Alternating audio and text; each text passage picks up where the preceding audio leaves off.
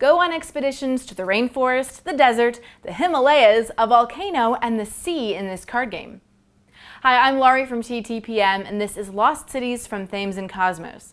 The object of this two-player game is to form expedition routes and earn as many points as possible.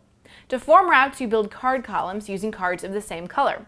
It comes with 45 expedition cards in 5 colors to represent each of the 5 locations in the game.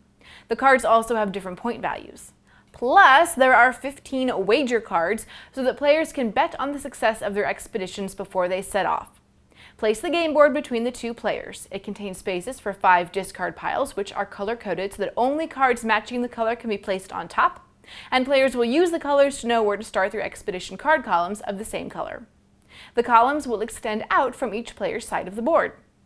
Each player starts with 8 cards and must either place a card in one of his columns or discard a card on his turn.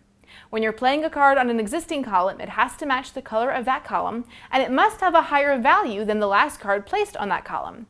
If you have a wager card, you can only play it at the beginning of a column, but it too must match the color of that column. Once a card has been played or discarded, the player draws a new card from the top of the draw pile or from the top of one of the 5 discard piles. When there are no more cards in the draw pile, the game ends. Each player will then tally the values of all the cards in a column. From each column's sum, you subtract 20 points for the cost of the expedition. This means that you could end up with negative points if you don't have very many cards in a column.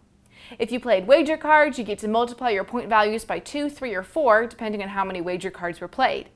And for any columns of at least 8 cards, you earn 20 bonus points. Play 2 more games, and after 3 games, the player with the highest score wins. Though the game's 3 pages of instructions may seem intimidating at first, it's actually very easy to play and really starts to make sense once you start playing. But there is some strategy involved when determining what card to play, and this game also brings math into the mix as players add, subtract, and multiply their scores.